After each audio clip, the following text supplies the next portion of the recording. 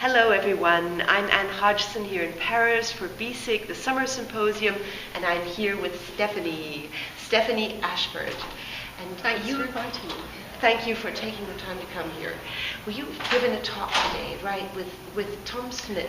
That's right, yes, on a simulation that we've developed, a business English simulation, which is designed primarily for students in higher education, but it doesn't have to be. Right. And it's all about them starting up a business.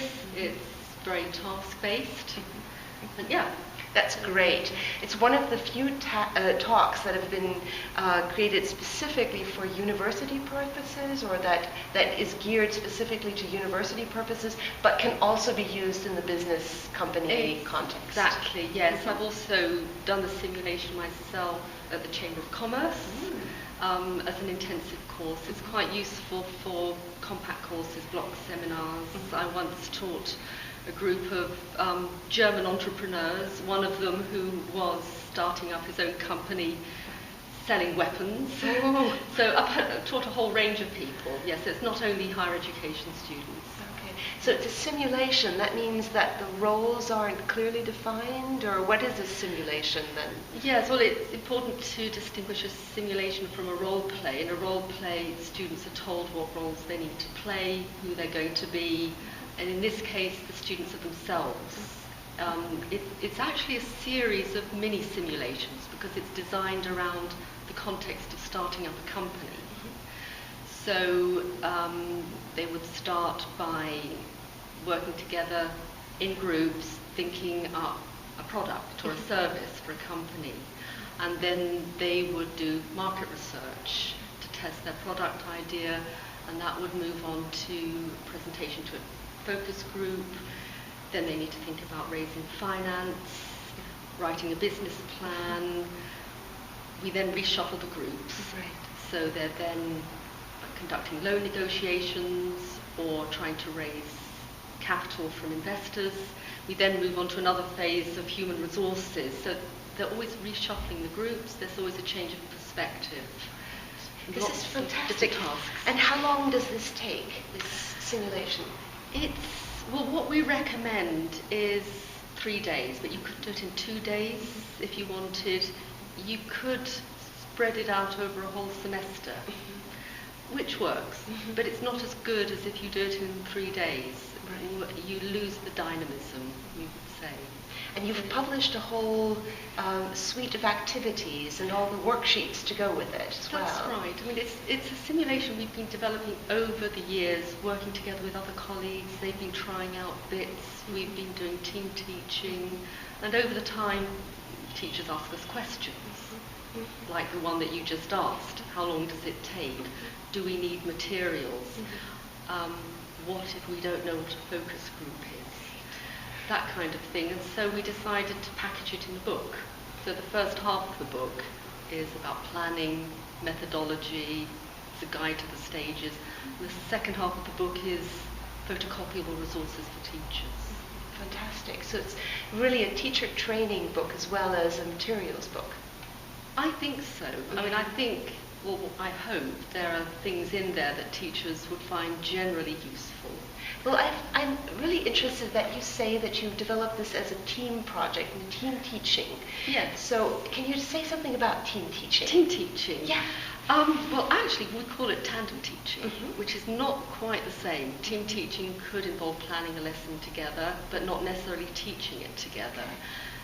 So maybe it's really more like tandem teaching, which involves teachers being in the classroom together and conducting the activities together, deciding beforehand what roles they're going to take. It can be quite informal.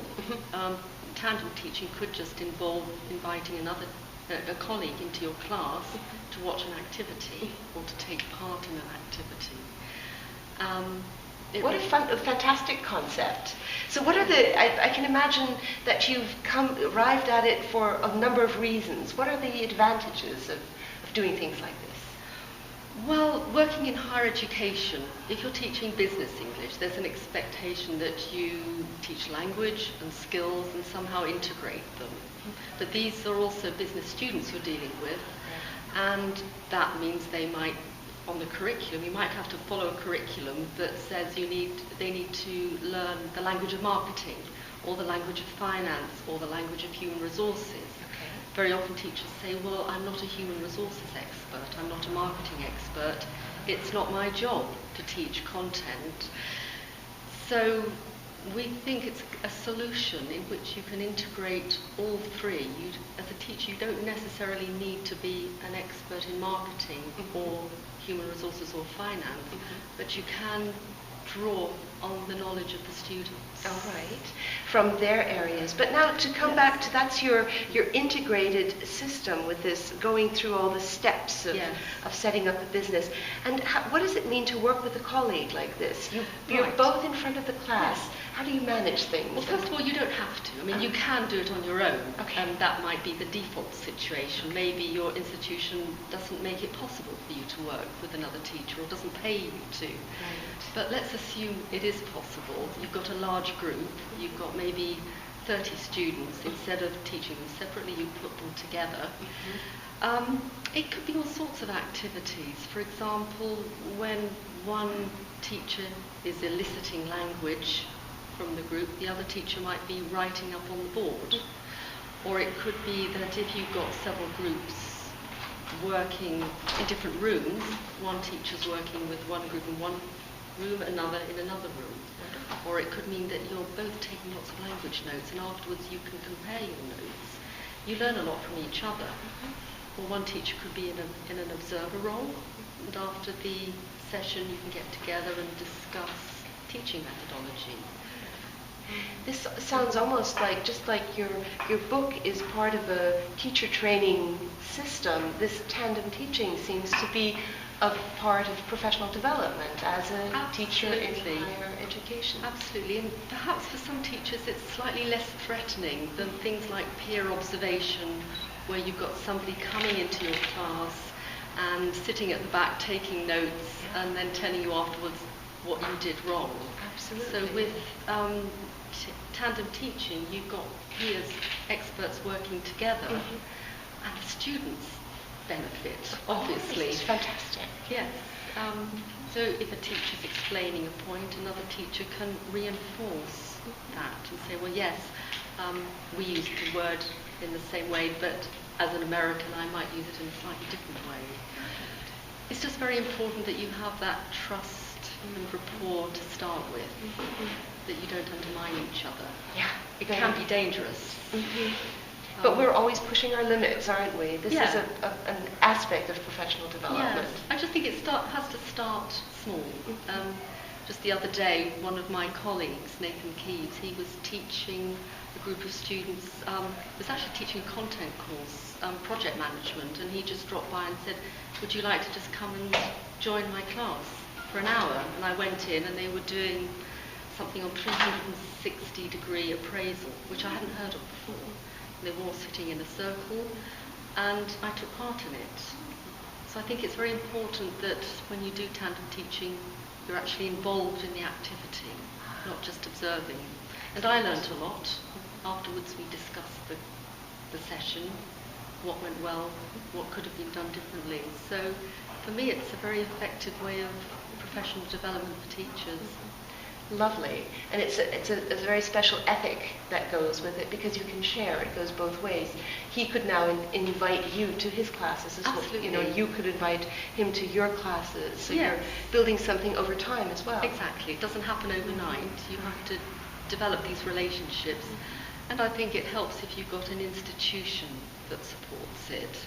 So ideally you'll have lots of teachers teaching in parallel, but knowing what the others are doing. So when you're in the staff room, you can say things like, my students are giving a presentation, but they need an audience. Wow, lovely. Could you come into my class? Or can we put our students together for a particular activity?